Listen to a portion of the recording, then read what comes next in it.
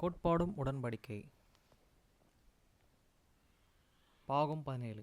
Mormon புஸ்தகத்தின் பதிவேட்டின் தகடுகளின் மேலே பொறிக்கப்பட்டவற்றையே அவர்கள் பார்ப்பதற்கு முன்னமே ஜூன் 1829 நியூயார்க்கில் உள்ள பொலியோட்டில் ஆலிவர் க்ளோரிடிக்கு, டேவிட் விட்மெருக்கு, மார்ட்டின் ஹாரிஸுக்கும் தீர்க்கதரிசி ஜோசப் ஸ்மித் மூலமாக கொடுக்கப்பட்ட வெளிப்படுத்தல் விசேஷித்த 3 சாட்சிகள் ஏற்படுத்தப்பட்டு இருக்கின்றன. மார்மன் புஸ்தகத்தின் தகடுகள் மொழிபெயர்ப்பிலிருந்து ஜோசப் அவரது எழுதின ஆலிவர் க்ளோரிட்டியும் அறிந்து கொண்டார்கள். ஏத்தர் 5 அதிகாரம் வசனம் 2-3, நெப்பி 2 நெப்பி 11 அதிகாரம் 3, 27 அதிகாரம் 12 பார்க்கவும். 3 விசேஷ சாட்சிகளாக இருக்க ஒரு உணர்த்தப்பட்டு மாஞ்சையினால் ஆலிவர் க்ளோரிட்டியும் டேவிட் விட்மெரும் மார்ட்டின் ஹாரிஸும் துன்பப்பட்டனர். தீர்க்க தரிசனம் கர்த்தருடைய விசாரித்தார். பதிலும் ஊரிம் மற்றும் தும்பி மூலமாக இந்த வெளிப்படுத்துதல் கொடுக்கப்பட்டது.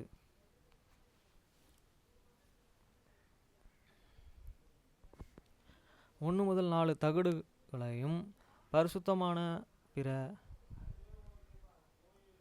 பொருட்களையும் விசுவாசித்தல் 3 சாட்சிகளும் பார்ப்பார்கள். 5-9 மார்மன் புஸ்தகத்தின் தெய்வீகத்தை குறித்து கிறிஸ்து சாட்சி அளிக்கிறார். வசனம் 1. இதோ நீ எனது வார்த்தைகளை சார்ந்து இருக்க வேண்டுமென நான் உனக்கு சொல்கிறேன். இருதயத்தின் முழு நோக்கத்தோடும் நீ செய்தால்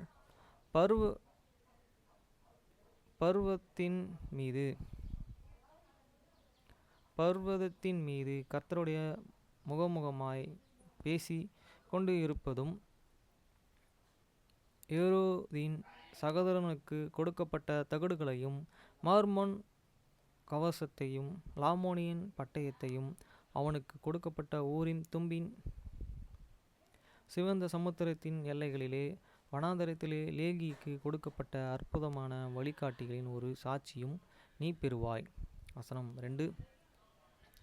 பழங்காலத்து தீர்க்கதரிசிகள் பெற்றிருந்த இந்த விசுவாசத்தைப் போல உனது விசுவாசத்திலும் அவைகள் ஒரு சாட்சி நீ பெறுவாய்.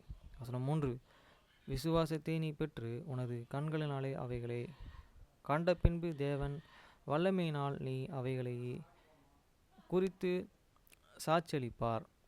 வசனம் 4. எனது ஊழியக்காரனாகிய ஜோசப் ஸ்மித் இளையவன் அழிக்கப்படாதபடிக்கும் இந்த பணியிலே மனு புத்திரருக்குள்ளே எனது நீதிகளின் நோக்கங்களையும் நான் கொண்டு வரும்படிக்கும் நீங்கள் இதை செய்ய வேண்டும். வசனம் 5. நீங்கள் இவைகளை கண்டதாகவும் எனது ஊழியக்காரனாகிய ஜோசப் ஸ்மித் இளையவனுக்கும் அவற்றை கண்டதாகவும் நீங்கள் சாட்சியளிப்பீர்களாய் எனில் அது எனது வல்லமையினாலும் அவனுக்கு விசுவாசமாய் இருப்பதாலும் அவற்றையே அவன் கண்டான். வசனம் 6.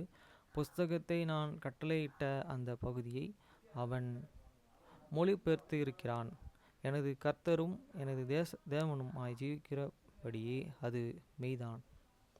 வசனம் 7. ஆகவே நீ அதை வல்லமையும் நீ அதை விசுவாசத்தையும் அவனை போல அது அர்த்தத்தை பெற்றிருக்கிறதாய். வசனம் 8. உனக்கு நான் கொடுத்த எனது இந்த சாட்சி கட்டளையின்படி நீ செய்தால் உனக்கு எதிராக பாளையத்தின் வாசல்களே உன்னை மேற்கொள்ளுள்ளது. ஏனெனில் என் கிருபை உனக்கு போதும். கடைசி நாளின் போது நீ உயர்த்தப்படுவாய். வசனம் 9. மனுபுத்திரருக்குள்ளே எனது நீதியின் நோக்கங்களையும் நான் கொண்டு வரும்படிக்கு எனது கர்த்தரும் எனது தேவனுமான இயேசு கிறிஸ்துவாகிய நானே உன்னிடம் இதோ பேசினேன். ஆமேன்.